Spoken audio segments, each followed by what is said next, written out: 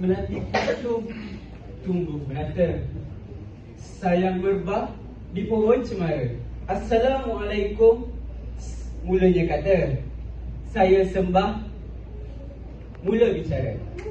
Assalamualaikum warahmatullahi wabarakatuh dan selamat sejahtera saya ucapkan kepada semua para hadirin sekalian. Anda semua sihat? Ya. Alhamdulillah.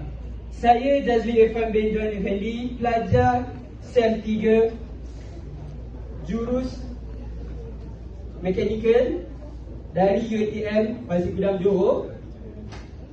Saya ingin membentangkan tajuk saya, iaitu daya tahan diri bermula di sini. Yang pertama, apakah itu daya tahan diri? Daya tahan diri itu adalah untuk mempertingkatkan lagi dan membangkitkan lagi keutuhan dalam diri dengan cabaran dan ujian yang kita hadapi di dunia ini. Saya tahu dan saya pasti bahawa setiap orang di sini pernah melalui dan pernah menghadapi dugaan di dalam hidupnya.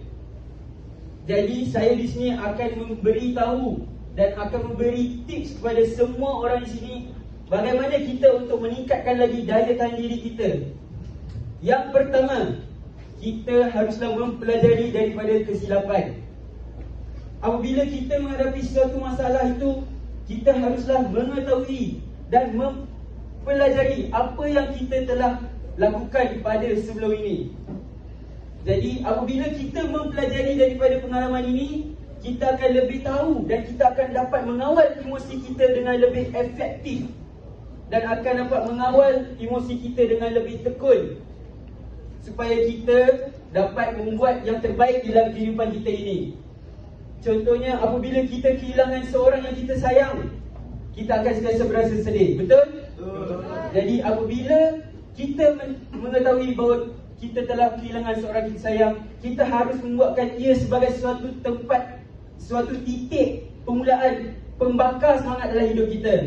Bukan hanya untuk bersedihan, tapi kita harus membawa nama orang yang tercinta kita di dalam diri kita, supaya kita dapat membangkitkan lagi semua keputusan kita. Yang kedua, kita haruslah tidak lari daripada masalah. Kita tidak boleh lari daripada segala masalah yang kita hadapi di dunia ini. Masalah akan sentiasa datang di dalam hidup kita. Betul tidak? Betul. Jadi kita tidak boleh mengelak daripada kita sentiasa mengelakkan diri daripada masalah. Jadi kita haruslah sentiasa berpositif dan tidak berfikiran negatif apabila kita menghadapi suatu masalah itu. Kerana apabila kita negatif untuk menghadapi masalah itu, kita akan tidak maju ke hadapan. Kita tidak akan meningkatkan lagi keutuhan dalam diri kita, dan kita tidak tahu di mana jalan sebenar kita. Dan yang ketiga, kita haruslah mengeratkan lagi hubungan kita dengan keluarga, rakan-rakan dan semua orang di sekeliling kita. Apabila kita merapatkan lagi hubungan kita dengan orang lain, kita juga akan berasa sentiasa happy, akan sentiasa gembira. Seperti yang saya lukiskan, kita haruslah sentiasa senyum di kalangan orang ramai. Apabila kita tidak senyum, orang akan berasa, kenapa dia tak senyum? Kenapa dia ni rasa sedih je? Dia ada masalah ke? Orang juga akan tertanya dengan muka, daripada muka saja.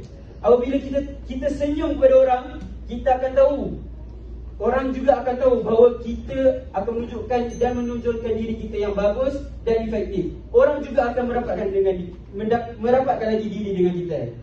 Jadi kesimpulan saya di sini, kita haruslah meningkatkan lagi daya tahan diri kita supaya kita dapat mengawal emosi kita, dan kita akan dapat maju ke hadapan dengan lebih jauh lagi. Apabila kita mendapat dan nampak cahaya itu lebih terang, kita akan lebih tingkatkan lagi efektif dalam diri kita. Jadi saya dan anda semua, kita adalah orang, kita adalah manusia. Kita semua sama, tiada yang lebih, tiada yang kurang. Yang berbeza adalah kita punya usaha untuk mendapat daya tahan diri kita yang kukuh. Jadi kesimpulannya, kita mestilah mempunyai daya tahan diri yang tinggi. Jadi itu saja daripada saya. Sekian, terima kasih.